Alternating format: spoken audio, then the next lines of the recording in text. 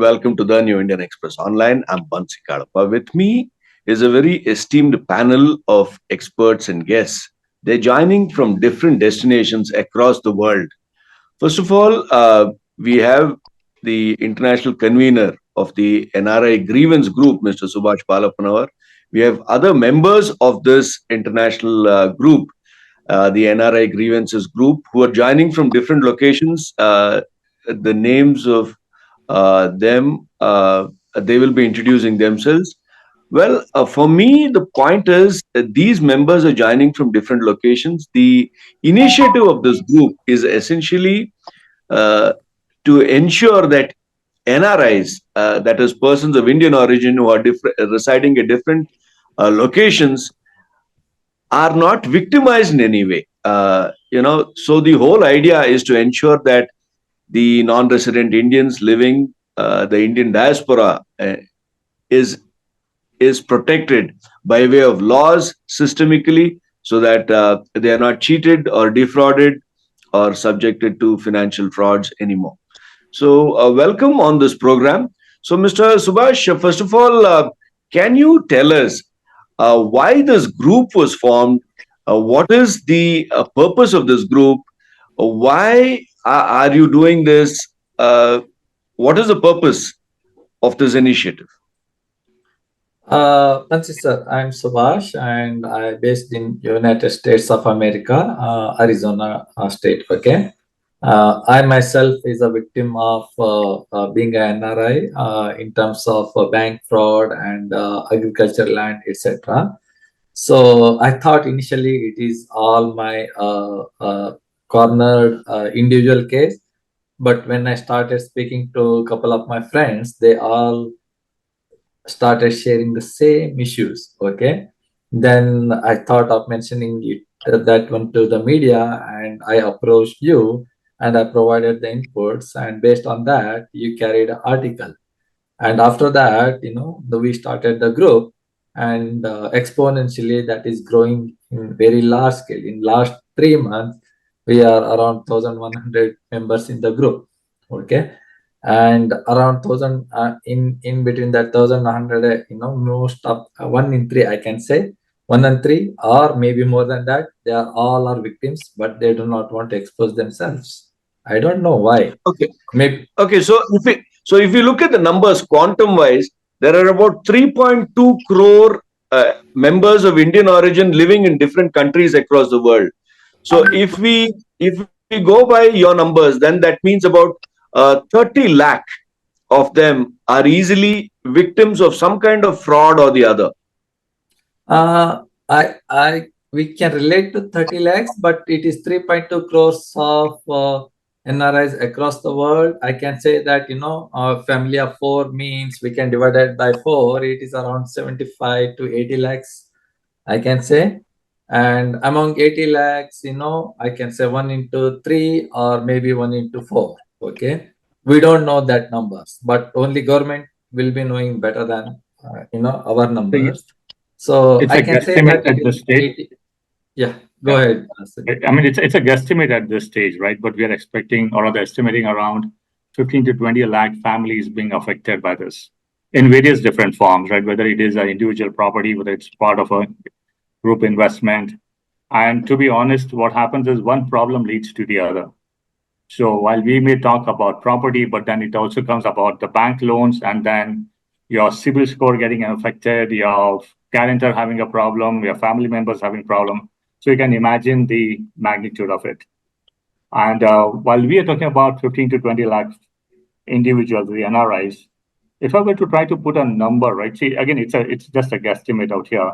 Just with one project in Bangalore, you're talking about somewhere around 300 to 500 NRIs who have invested in the project and being affected.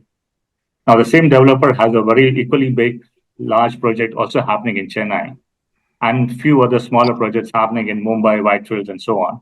So just with one developer, we're talking about 1,000 crores being affected. I don't know whether I should call it a scam, whether I should call it fraud, or whatever it is, but about 1,000 crores is what with one single developer, and this is with 1,000 NRIs. Now you can only guess as to what would be the total magnitude with about 15 to 20 lakh NRIs.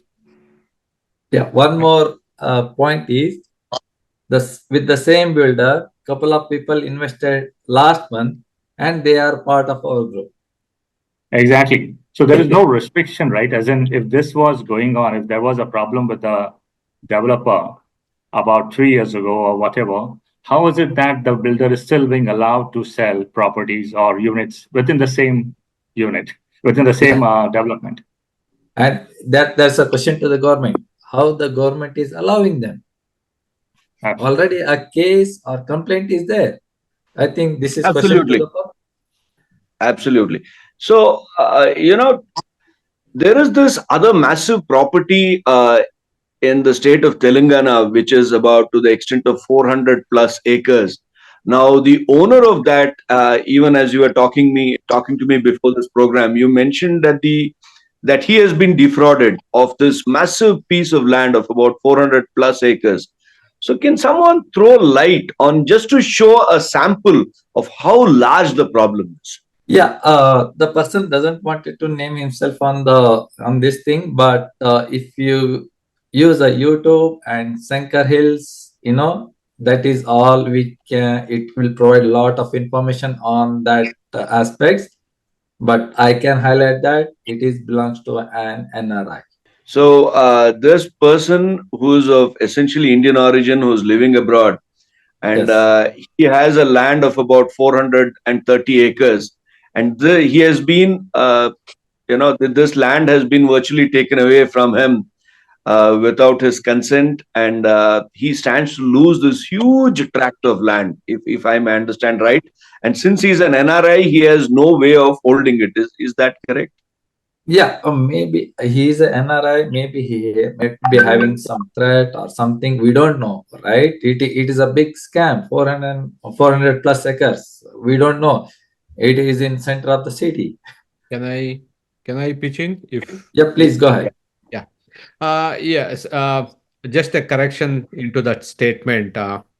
It's 400 around plus acres. It's a Shankar Hills, what he talked about. Even if you Google it in YouTube, you will get a lot of materials on this. And one of the topmost advocate is fighting against this. The correction was, it is not belongs to one person.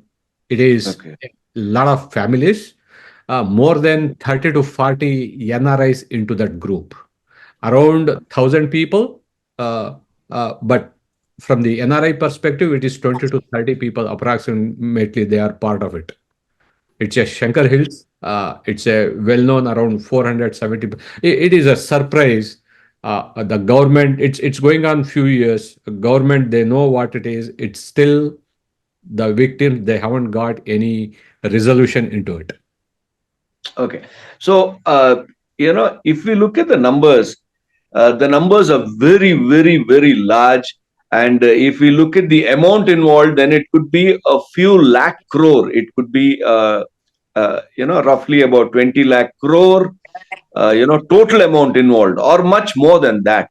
Well, So we won't go into it because we those don't know numbers are not.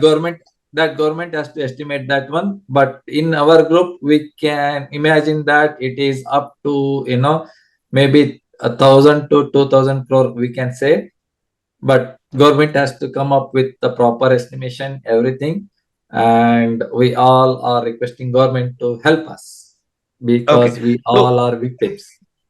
okay. So roughly, if we look at the numbers in this group alone, it is 1,000 to 2,000 crore rupees.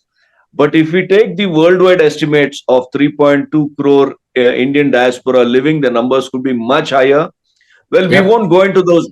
We won't go into those numbers now. So for starters, the group has gone around to each Mhm. one of the consulates and embassies across the world, and you have petitioned them to urge the Indian government back home to come up with some ways and means to protect the NRIs, the investments and savings of the NRIs. So, what exactly is this move all about? Which consulates have you gone to, and which embassies have you gone to across the world?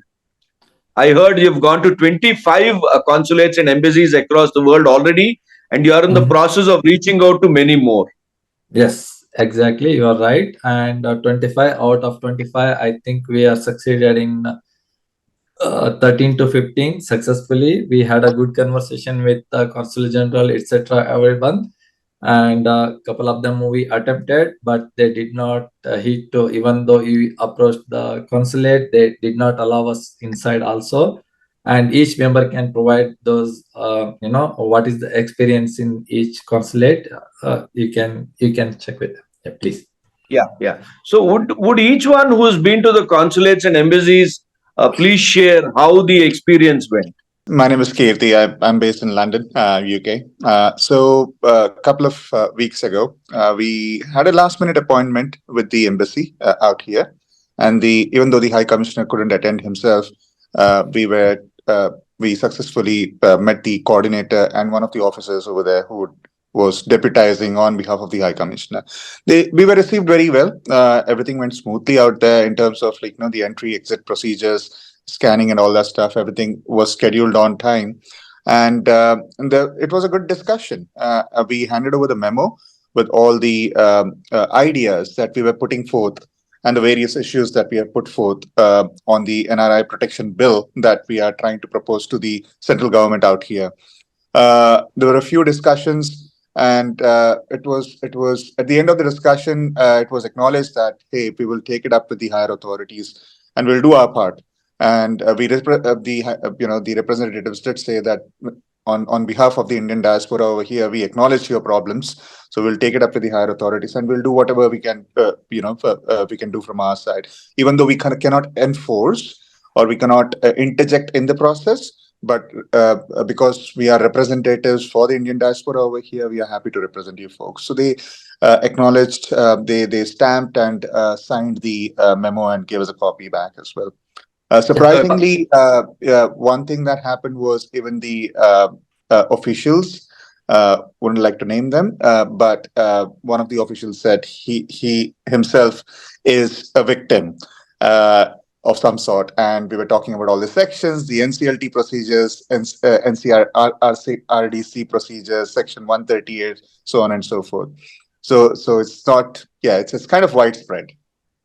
Okay. I think we had a couple of embassies officials also. Same thing. Absolutely. I think I can echo everything that Kirti mentioned or Kirti said for Tokyo as well.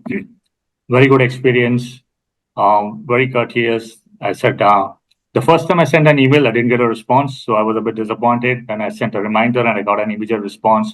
The appointment was set within 2 days' time. Obviously the High Commission wasn't available, but the Minister Council was there.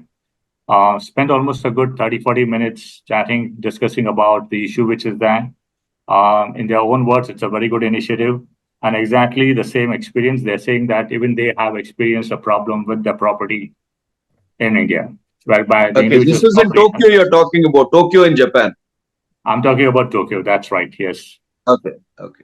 Yeah. So again, good experience, courteous, no issues there. Okay. So between London and Japan, we have 2 experiences from the officials. So let's listen in if the others also had, experiences like this. I think Suresh has the same experience from Chicago. Yeah, I went to Chicago, and as somebody from Tokyo was saying, I sent an email to the office, and the same day I got a reply back saying that you have an appointment on 5th, so 11:30. So I went there with another friend. The counselor was really good. So he spent close to 30 to 40 minutes with us. And he said they have similar experience, and he also has same problem which he had to face. And he kind of advised us to make a list of all the people who have this problem. And what he said is the letter we presented will be handed over to the higher ups. So that's what he said. Thank you. I think from Seattle, Rajan also can share on this. Yeah, thanks. Hi, this is Raja Naik. I am from Washington State. First of all, I would like to start with saying big thank you to Bancy sir. The reason is I'll put it in 2 phases.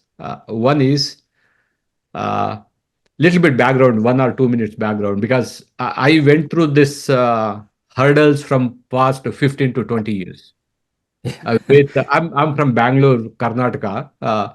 Had a big cases with High Court, Lokayukta, won the case in High Court against BDA, but still lost lot of amount. It's a very one we are working at, and there is another life that we are spending in India in the midnight, 3 o'clock, 4 o'clock, with all these issues going through, but no help from officials, from government, and sorry to say, I heard this from one of the counselor, but I'll make it now itself. The government itself is involved into these kind of issues, which I felt myself. So this is my first part, what I'm going through or what I went through 10 to 15 years. That's my quick intro.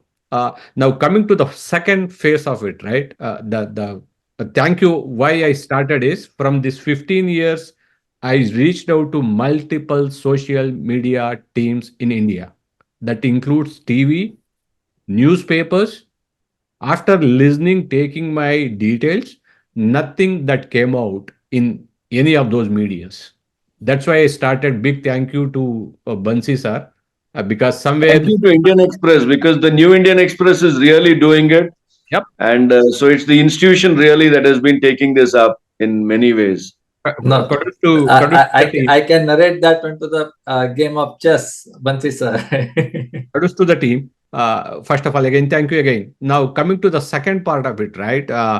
I did started my the visit. I had a plan to visit to Canada Vancouver embassy. I did put a request asking for the appointment.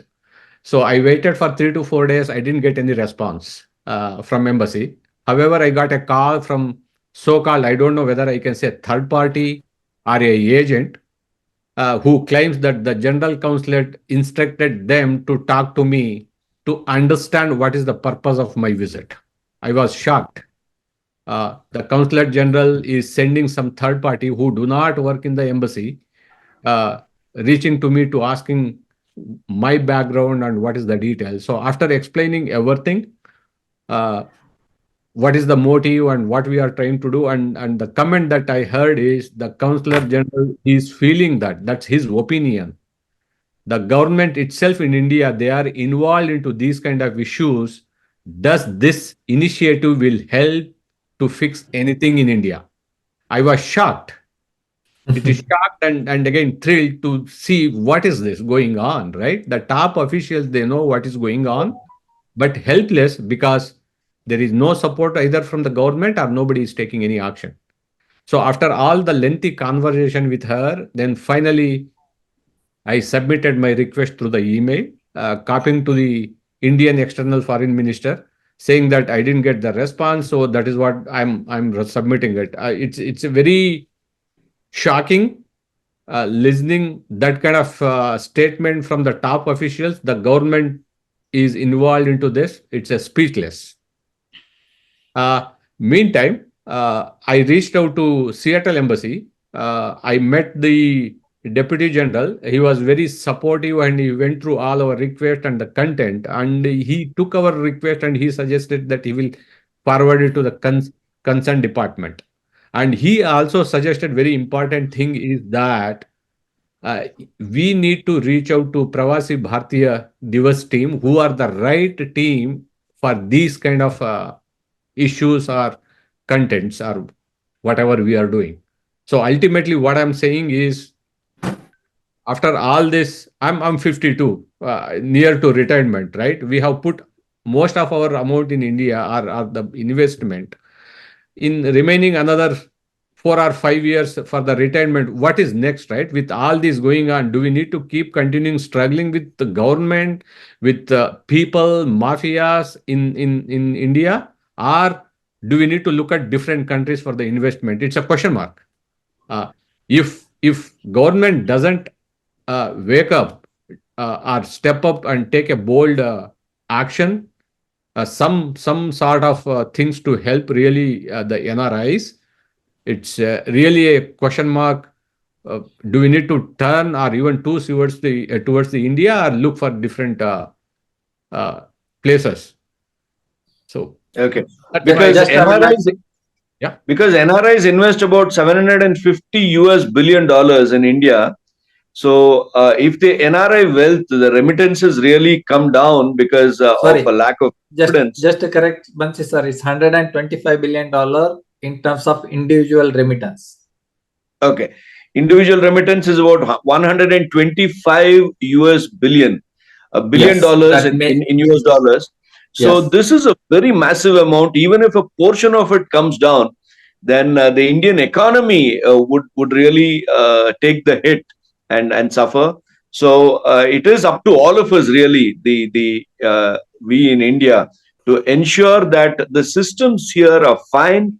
That at no point the NRIs feel this kind of an erosion in confidence. Because let's understand, India is not a banana republic, and nobody can really even remotely hint that we are going the way of a banana republic. So all these initiatives are to ensure that brand India remains solid like it has always been. And so this entire initiative by the New Indian Express is to ensure that this brand India does not take a beating anywhere. Has anyone else tried to influence this submission of this memorandum? Because earlier, One important thing is Santosh Shetty from UAE. He directly contacted the government. I think Santosh, you can. okay, we have Mr. Santosh Shetty from Dubai. No, I'm from UAE. Saudi Arabia, Riyadh, actually. Yeah. Okay. So I would like to first of all thank you for you to taking this initiative, media, also to Subhashji taking these initiatives and also leading these issues for the behalf of all the expatriates or the Indian diaspora. Sir, actually, I was met fortunately with the visiting minister Ajay Bhatt, who is in defense and the tourism state minister. So it was with the Indian community meeting, interactive section. So I had a very good opportunity to talk to him and submit this memorandum, which was we already spreaded with you. And it was a very good feedback from him. He said it's definitely he will take these issues and discuss with the Prime Minister office. Also, he will forward and acknowledge that things. So this is what done, and also we submitted. Did you also try to reach the Prime Minister during Alan Modi, meeting in the Middle East? No, sir, because I'm in Riyadh, Saudi Arabia. It is entirely 1,200 kilometers away from this, and some of them are not able to meet, but I think they have given these documents through the officers, not directly. But Ajay Bhatt, sir, I mean, he's a senior minister. He is definitely going to forward to the Prime Minister office. Also, he's given the secretary number to follow up with him. He is going to acknowledge that soon, I hope. I think that is a good step, Bansi sir. If we see that it is directly reaching out to the government, not consulate generals, etc. It has to go through the MEA. MEA has to go through the other ministers and then PMO. But what Santosh has done is directly to the state minister, and that may go to the directly PMO. We assume so. We are here, sir, around 2.6 million Indian diaspora. It's a big in the Middle East itself, I think. So we have other than this property, different repatriation issues are there.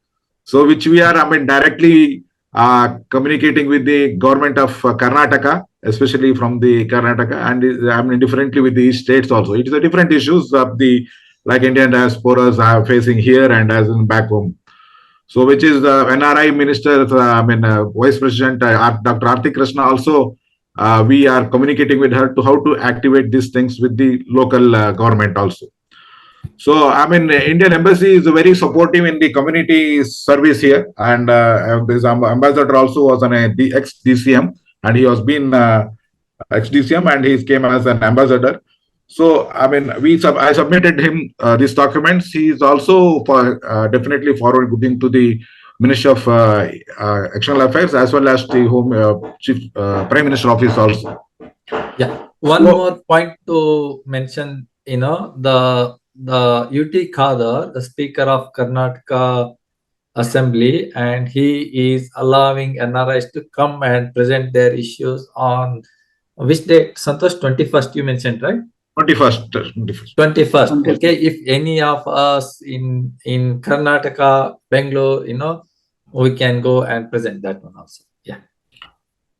It was so happened that he was here in a visit in the last some of the Kannada Sahitya Parishat program. So we approached him, and what he said is, it is good to, rather I reply to that, you all come to the assembly. So I will allow to speak to you, speak in the assembly, so you can directly question this. So that he was fixed during this budget session 21st of this month. Excellent. Actually, the budget session is on. So it will Yeah. be good if somebody from the NRI Grievance group can really reach out to Mr. UT Kader here in Bengaluru and raise it in the Karnataka Assembly. Well, anyone else who wants to, share their experience, because you made 25 attempts to reach out already, and you will be reaching out to many more embassies and consulates. And this, as many understand, is one of the largest movement of NRIs post the independence struggle, when people of Indian origin in different countries worked in this very massive way to really end the colonial rule in India. So this is such a massive movement that we are seeing across the world. So would someone else like to share their experience? I heard from you that someone had been to the Indian embassy in Hong Kong, and they couldn't reach out because they didn't really get a fair hearing, and in other places also, sometimes the experience was not too good. In Australia, Doctor, this is Dr. Prashant, cardiologist from Muscat, Oman.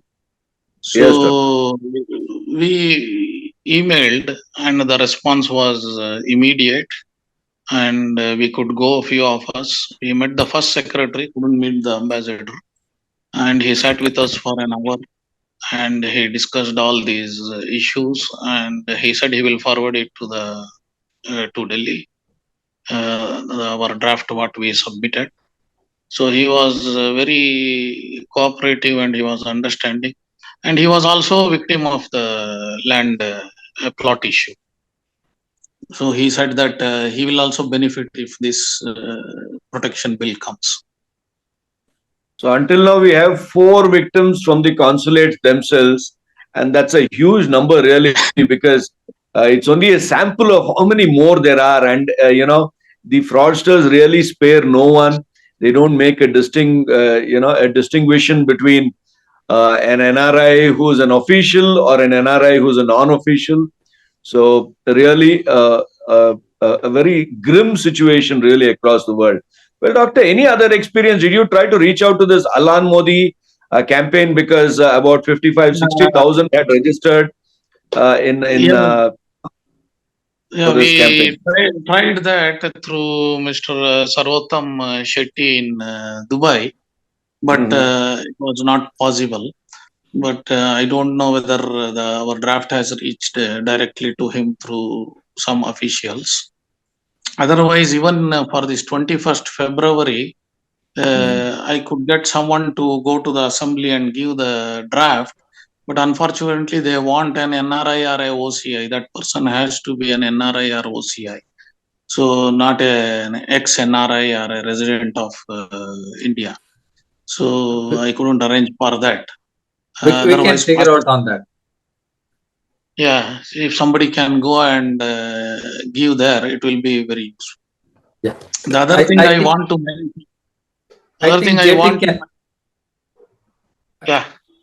think JP and Vinay can express their experience in Australia as well as in New York.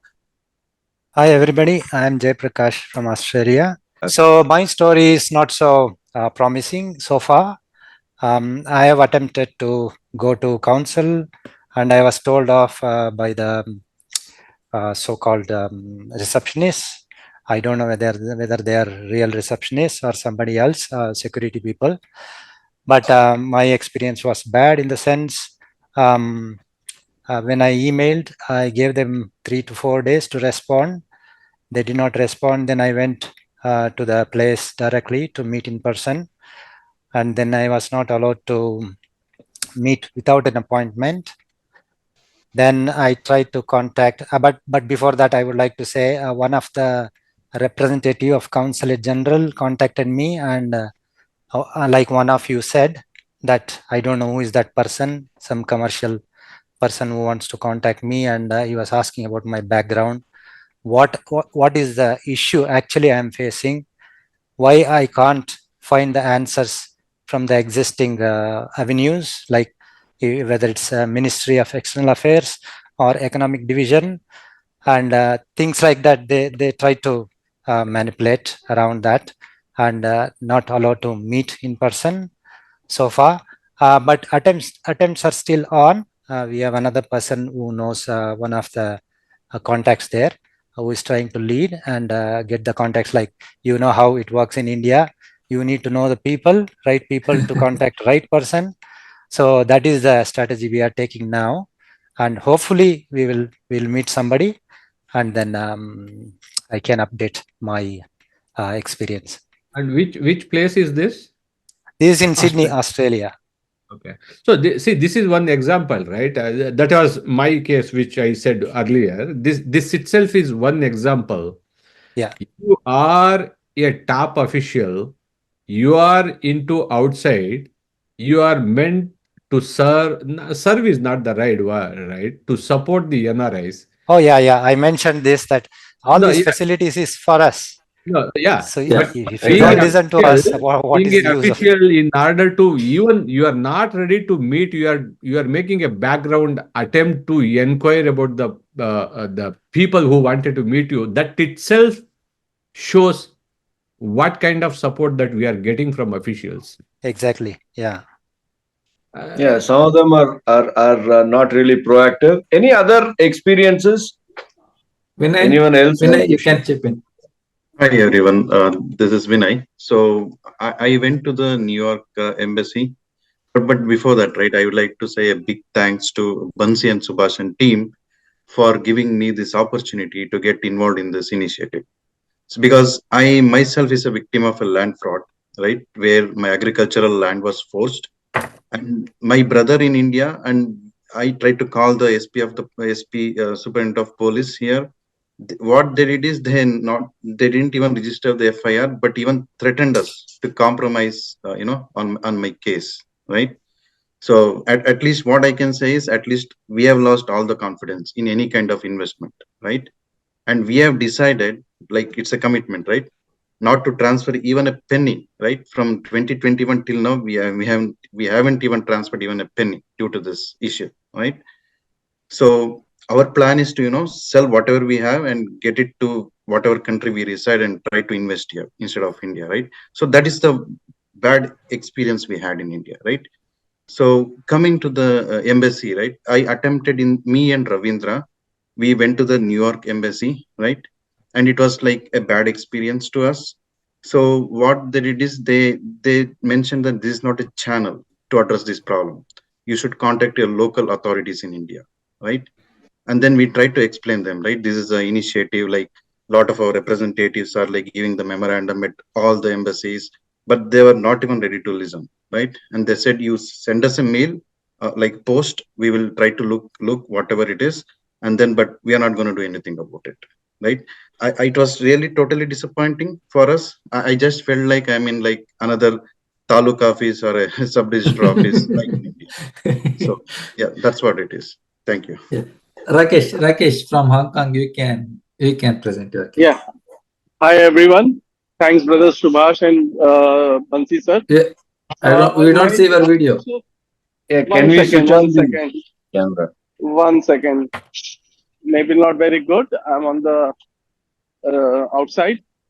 Okay. No issues. Go ahead. So, brother, Excellent. from our side, Hong Kong was also similar experience as brother Vinay and brother Jay faced.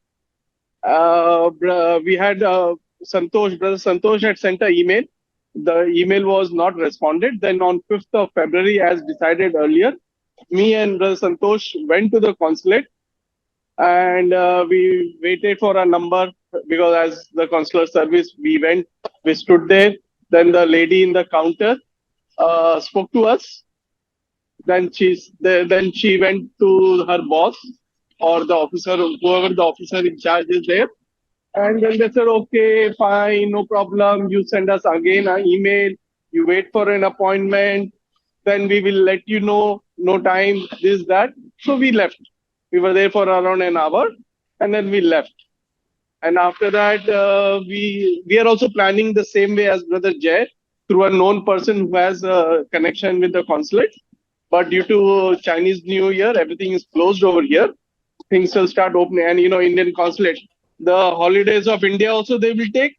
Holidays of Hong Kong also they'll take. And they want everything as per their requirements.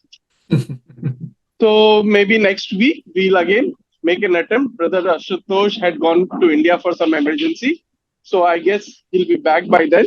So we will go because the Hong Kong has a small number. Hong Kong has a very small number of expats. Here we have mainly Sindhis who during the partition who came and settled in Hong Kong. And most of them don't even have OCI card. They have British overseas passport. They have Hong Kong passport, not Indian passport. So next week, we will again make an attempt to visit the embassy in Hong Kong. So our experience is not that good, but yeah, that is how the Indian consulates, Indian offices work. And my personal experience, I also had invested in a property in India, in Ozone Urbana, the name of the project. I had also sent a notice 3-4 years back. I had dropped the email to PMO office, and the officer in charge, after a few days, replied, "Your case is closed. We cannot do anything." And all these police officers. What was the amount you lost? 1 CR. Okay. And You do you know of invested others who 1 have lost similar amounts? No, that 1 CR in that project, basically the project they targeted NRIs for buyback scheme where they took 10% from the NRI and 80% from the bank, and the banks also eat a lot of money from these builders, which is open secret. And the buildings which are at ground zero, 70% of the financing has been done for those projects, those buildings, those apartments. When the banks are involved. Yes, they are open involved. That everyone is well aware. And these people target us because they easy money. They know these NRIs cannot come. And if they issued did a criminal case for me against check bounce. Luckily, they didn't go ahead with arrest warrant. They know that these people will not come here. How will they know what they will do? They will be sitting over there. We can play around with them. And then finally, these people get tired and give away the money. And they say, even if one time, one person is also bakrafied, they made enough money. As you say, we have so many millions of lakhs of people outside India. Each of us get crucified once, good enough for them. Yeah, that is So- true. I would like to add some more thing on Yes, Rakesh's point. please. That is, it's not only other people other than like the person you are talking to or the departments. It's even your relatives. For instance, my relatives expect that we are NRIs, we have a lot of money, and we are supposed to be more generous in distributing the wealth among the Indians in terms of paying tax, or even just becoming a victim. So it seems to be like they enjoy this victimizing NRIs and getting benefit out of it. So it's It's a not very only sadistic thing. yeah, It's very yeah. sadistic. But can you introduce yourself? You are and from which place you are speaking? I am Jay Prakash. I just rushed into the house just now. Okay. Jayprakash from? Yeah, I am from Australia. Sydney, Australia. Okay, Yeah. excellent. Yeah, I did talk. And can you share briefly your experience? You have lost some amount of money. Someone has cheated you. Yeah, my experience is more of with relatives. So the expectation is, like I said, because you are an NRI, you should be earning Okay, enough. how much have you lost? I have lost in terms of lakhs, and the process is ongoing. Like they try to encroach some land that I got inherited from my father. So this is an ongoing process. I am trying to adjust as much as I can. But if I have a premises to address these issues, I will not budge, because I am not in a position to face these elements that are not that are supposed to be family members, but they are not with us in these instances. So if there is a system in place, I would like to take that support and then fight with them. Because there is no system in place, I like to adjust at the moment. That's what is the current situation. Brother summary, Jay, as I can Rakesh, say that. In summary, I can say that, the NRIs, they think that we are just the ATM machines. Yeah. Okay. They does not know what we are sacrificing. Okay. We are sacrificing the liveliness. Only we have a lifestyle here, not the liveliness. They should understand that. Yeah. as Rakesh told Bancy, I am also, my issue is with Ozone Urbana in Bangalore. 1.3 CR I paid in 2017. We have got the RERA order, but nobody implements. The Tahsildar and the district collector don't implement it. We went to the High Court, we got High Court order. Still, it is going on in the court for last 5 years. It's a very difficult process. So what we want is from the NRI protection bill, we need a proper NRI court which can fast track all these issues, not go on prolonging for years. So Ozone Urbana alone, there are more than 200 to 500 orders issued. No. It is in it's in order of 500. RERA, Sir, everywhere in cases India, are pending. Sir, in India, you need to be a one criminal. builder, Ozona Urbana, is about 500 crore, just one builder. If I'm right. It's 500 to 1,000 more crores. than that, in No. fact. We don't know. More than that, because More And many than of that. them are in this 180 group. acre land. 180 acre land. They have the project near Bangalore airport. That's just one project, which 80% of their apartments are oversold. Yes. and see when you The talk other about buyback scheme developer, to he also NRIs. has developments in Chennai and other locations. So we are talking about Bangalore one also. single project in Bangalore, which is $500 million, or 500 crores then. If you were to put total in totality, it could be 1,000 crores then. And one More more than interesting point, right? See, what I'm thinking is, first of all, why is it that we need to go and fight a case? And I'll try to draw some parallels. Let's say, for instance, if I were to insure, let's say I were to buy a policy with LIC.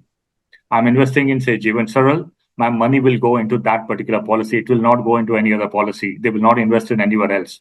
Correct? If they were to do something of that sort, there are regulations and they will be, as part of their own audit process, they'll be caught. The individuals, the policy holders doesn't have to go and file a case. The same thing when it comes out here, RERA very specifically had mandated, the reason why RERA was installed is so that the money given for a particular project gets invested for the development of that project only. Today, if the builder, after collecting 85-90% of the amount, does not say that he or she doesn't have a money, the question then should be asked directly by RERA itself, that when has the money gone? Why do individuals have to go and fight a case? Right? Absolutely.